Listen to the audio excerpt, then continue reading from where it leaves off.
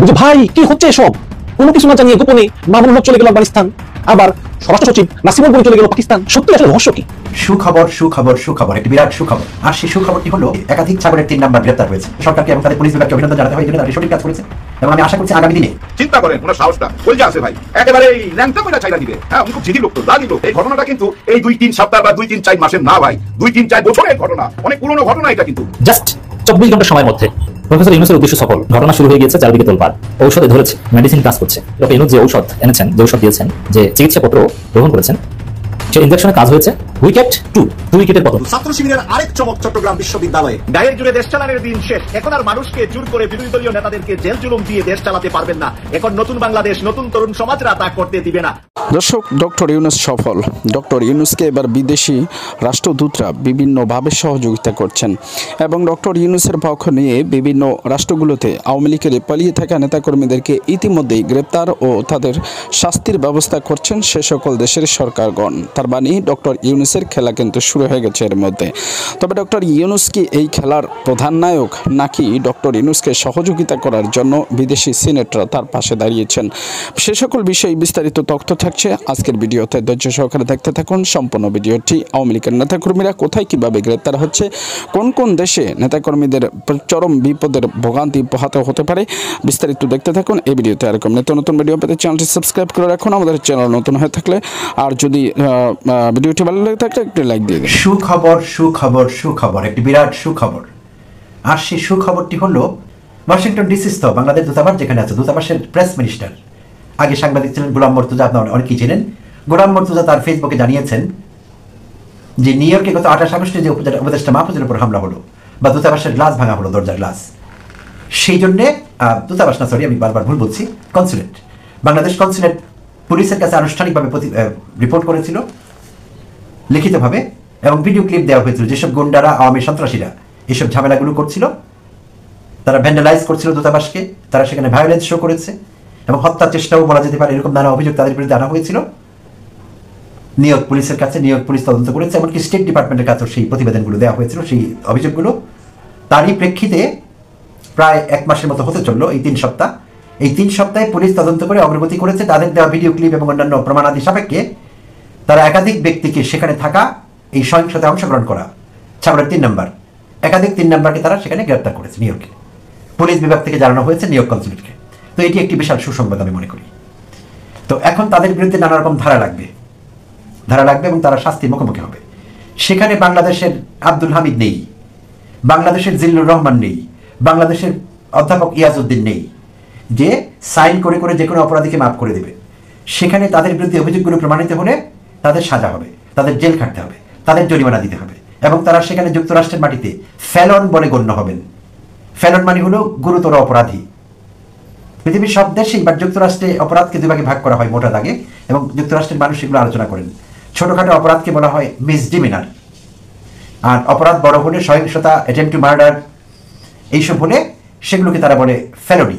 আর ফেলনি যারা করে তারা হলো ফেলন। তাহলে যেই সব দুর্বৃত্ত সেখানে এইসব করেছে, আওয়ামী দুর্বৃত্ত, তারা ফেলন হিসেবে গণ্য হবে এবং তাদের সাজা ভোগ করতে হবে। এটি একটি চমৎকার বিষয়। যুক্তরাষ্ট্র সরকারকে এবং তাদের পুলিশ বিভাগকে অভিনন্দন জানাতে হয়, এই জন্য তারা একটি সঠিক কাজ করেছে। এবং আমি আশা করছি আগামী দিনে যেই সরকারি ক্ষমতায় থাকুক, আমি এটি বলছি না যে অধ্যাপক ইউনূসকে হেনস্থা করা যাবে না, পরবর্তীতে অন্য কেউ ক্ষমতায় আসলে তাদের করা যাবে, বিষয়টি মোটেই এরকম না।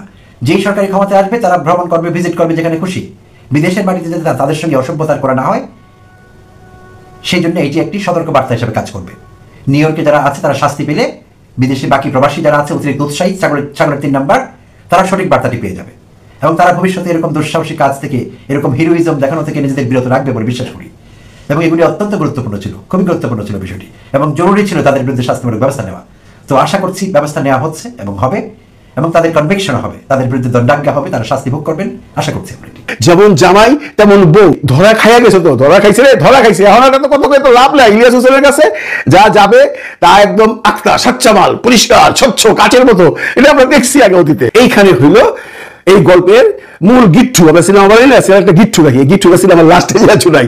গিট্টু হইলো এই যে নেত্রী যার নাম বলে না, উনি এখানে আগে বলছে রুমিন ফারহানা, উনি বেসিক্যালি এই ভিডিও দিয়ে জাহিদকে ব্ল্যাকমেল করতেছে, ওনার ভার্সন, সত্য মিথ্যা যায় না। কারণ জাহিদও ভয় পাইতেছে ইলিয়াসের বিরুদ্ধে মামলা করলে সে আরো ঝামেলায় পড়বে, যার জন্য সে তার ওয়াইফের ভাইয়ের কাছে বলছে যদি মামলা করে তাহলে আমি তাকে ডিভোর্স দিব।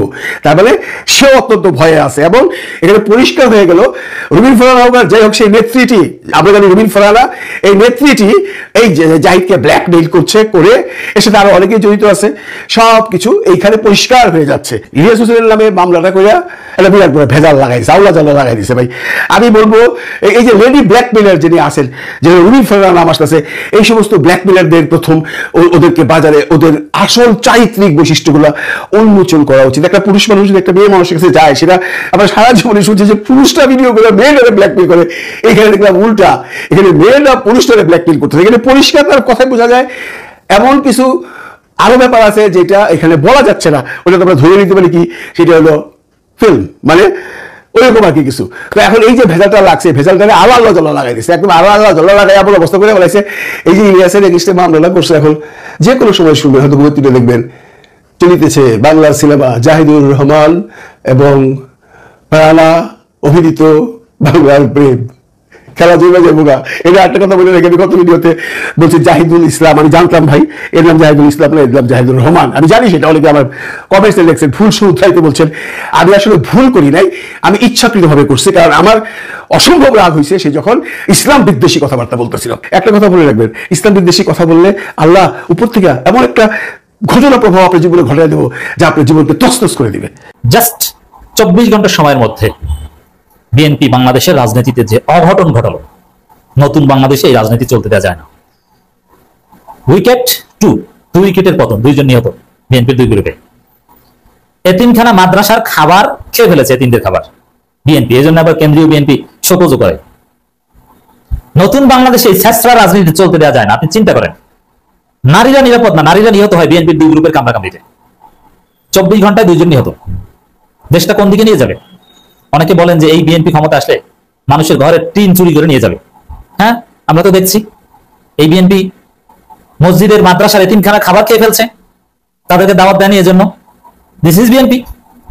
নতুন বাংলাদেশে এই বিএনপিকে লাল কার্ড দেখাতে হবে।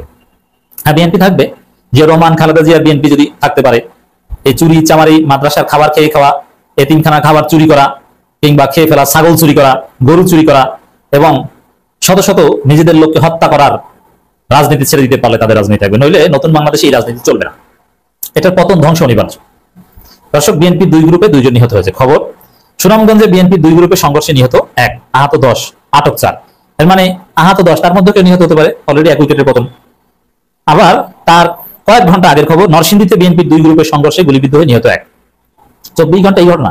এবং ওই সময় এই এবং আকাম, চাঁদাবাজি, চুরি, হ্যাসরামি, এগুলো তো অভাব নাই, চিন্তাই, কিন্তু মেইনস্ট্রিম মিডিয়া আসে না, কারণ মেইনস্ট্রিম মিডিয়া। দর্শক, অবশেষে আপনারা সম্পূর্ণ ভিডিওটি আশা করি ধৈর্য সহকারে দেখেছেন। তো আপনাদের মতামত জানাবেন কমেন্টস বক্সে। আর আবারও বলতে হচ্ছে, যদি আমাদের চ্যানেল নতুন হয়ে থাকেন চ্যানেলটিকে সাবস্ক্রাইব করে দেখবেন। ভিডিওটি ভালো লেগে থাকলে একটি লাইক দিয়ে দিবেন, কোনো মন্তব্য থাকলে কমেন্টস বক্সে জানিয়ে যাবেন।